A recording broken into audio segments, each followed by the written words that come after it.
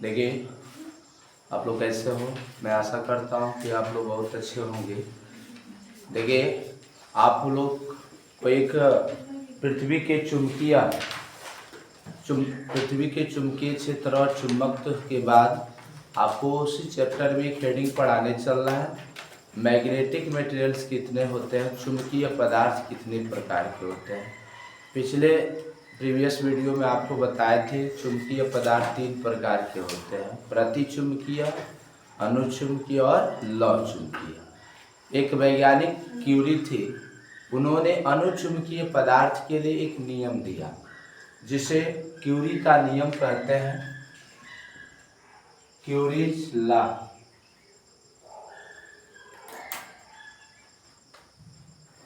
Curies law, जिसको हम हिंदी में क्यूरी का नियम कहते हैं। क्यूरी का नियम, इस नियम को 1985 ईस्वी में स्वयं क्यूरी एक वैज्ञानिक थे, उन्होंने बताया था 1985 में।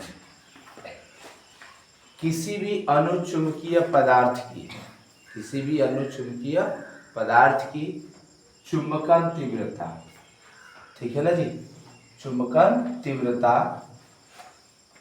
उसके चुंबकीय क्षेत्र की तीव्रता H के समानुपाती तथा उसके परम ताप के व्युत्क्रमानुपाती होता है। उसके परम ताप के क्या होता है? व्युत्क्रमानुपाती होता है। इस नियम को क्यूरी का नियम कहते हैं। उसमें पुनः दोहरा देते हैं नियम को, आप पास करके वीडियो को रोककर आप नियम लिख सकते हैं।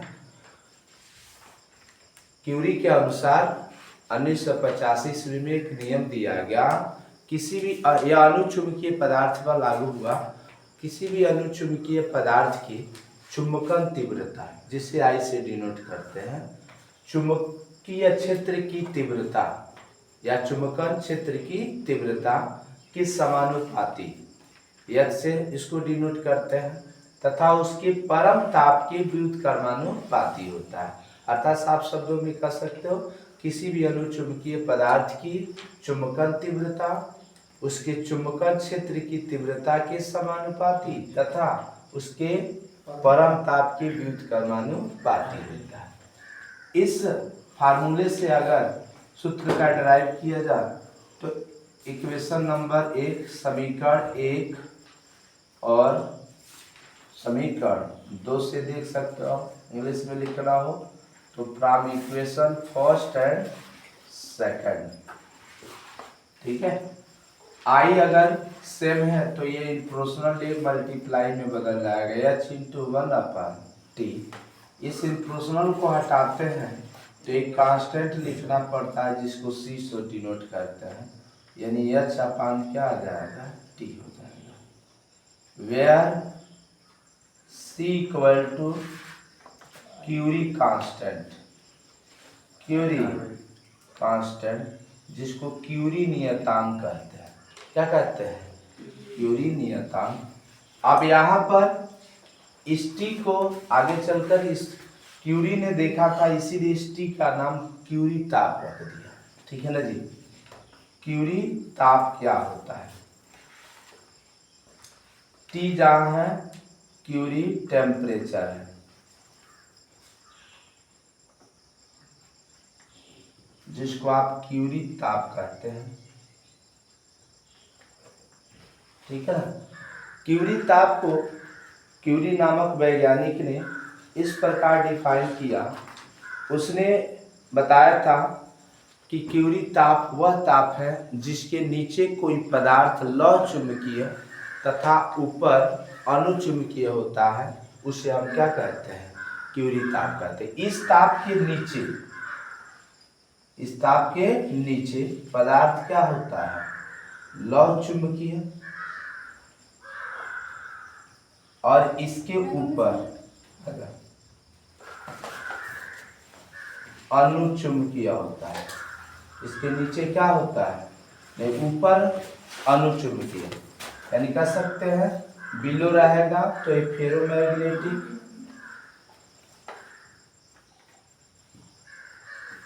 और इसके ऊपर जो होता है पैरामैग्नेटिक, नहीं डायमैग्नेटिक होता है।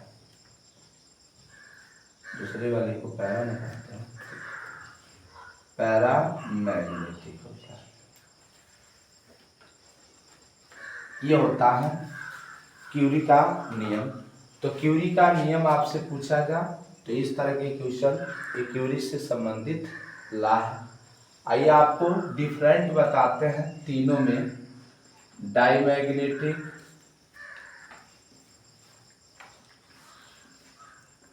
पैरामैग्नेटिक एंड फेरोमैग्नेटिक में डिफरेंस।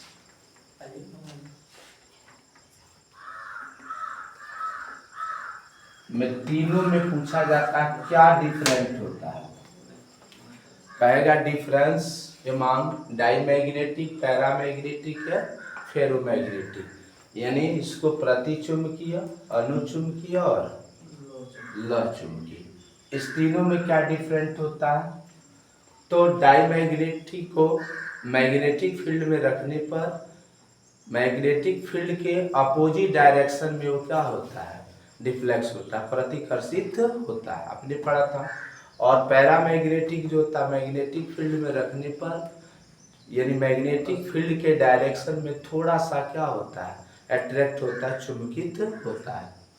फेरोमैग्नेटिक जो होता है मैग्नेटिक फील्ड में रखने पर वह तेजी से क्या होता है, अट्रैक्ट होता है। दूसरा नियम, दूसरा अंतर होता है, जो डायमैग्नेटिक होता है वह टेम्परेचर पर डिपेंड नहीं करता है, ठीक है ना। और पैरामैग्नेटिक टेम्परेचर पर क्या होता है, डिपेंड करता है। और फेरोमैग्नेटिक भी टेम्परेचर पर डिपेंड करेगा। तीसरा नंबर जो होता है, जो डायमैग्नेटिक होता है इसकी कह सकते चुंबकशीलता जो होती है वह 1 से कम होती है, यानी mu r is less than 1, ठीक है ना। चुंबकशीलता होती है मैग्नेटिक, और यहाँ पर इसका जो चुंबकशीलता है जिसको म्यू आर से कहते हैं, इसका ग्रेटर देन 1, 1 से ज़्यादा होता है। इसका चुंबकशीलता जो होती है वेरी वेरी ग्रेटर देन 1, 1 से बहुत बहुत अधिक होता है, ठीक है ना जी। या कह सकते हैं इसकी चुंबकीय प्रवृत्ति कम ऋणात्मक होती है, ठीक है ना। इसकी चुंबकीय जो प्रवृत्ति होती है वह ऋणात्मक होती है, यानी कायम की वैल्यू जो होती है निगेटिव होती है या लेस देन होती है। और इस कायम की, इसको कायम कहेंगे, इसकी वैल्यू जो होती है पॉजिटिव होता है, ठीक है ना जी। और इसकी भी कायम चुंबकीय प्रवृत्ति का मान, कायम की मोस्ट मैक्सिमम वैल्यू होती है, इसका क्या होता है, मैक्सिमम पॉजिटिव होता है, ठीक है ना। अब यहाँ पर 4 नंबर डिफरेंस देखे आपने, 6 नंबर यानी 5 नंबर जो डिफरेंस आप देखोगे इसमें, इस पदार्थों की कह सकते हैं पदार्थ जो होते हैं ठोस, द्रव और गैस तीनों अवस्था में होते हैं, यानी सॉलिड में भी होते हैं, लिक्विड में भी होते हैं, गैसियस स्टेट में होते हैं। ये भी सॉलिड, लिक्विड, गैस में होते हैं, लेकिन फेरोमैग्नेटिक मटेरियल्स मैक्सिमम ये सॉलिड होता है, किस फॉर्म में होते हैं, यानी इस ठोस अवस्था में ये पाए जाते हैं, ठीक है ना। और इसे अगर कहा जाता, अगर चुंबकीय क्षेत्र हटा दिया जाए, इसका मैग्नेटिक फील्ड हटा दिया जाए तो इसके चुंबक तो समाप्त हो जाते हैं, यानी मैग्नेटिक जो प्रॉपर्टीज होती है वो क्या होती है, खत्म हो जाती है, ठीक है ना। अर्थात इसमें भी अगर मैग्नेटिक फील्ड हटा दिया जाए तो मैग्नेटिज्म जो प्रॉपर्टीज होती है वो क्या हो जाती है, खत्म हो जाती है, लेकिन इसके प्रभाव हटाने पर इसका घटता नहीं। जब चुंबकीय क्षेत्र के समीप लेकर आएगा चुंबक है, तुरंत लोहा खींच लेगा, या भारी लोहा होगा तो चुंबक को खींचेगा, चुंबक भारी होगा तो लोहे को खींच लेगा। इस तरह का ये तीनों में डिफरेंट, ये कई बार बोर्ड एग्जाम में आया हुआ क्वेश्चन है, right the difference among diamagnetic, paramagnetic and ferromagnetic, ठीक है ना। अब इस तरह के क्वेश्चन को आप वीडियो को रोक रोक कर पास करके कृपया आप इसको डिफरेंट को नोटेड कर लीजिएगा। Thank you for watching.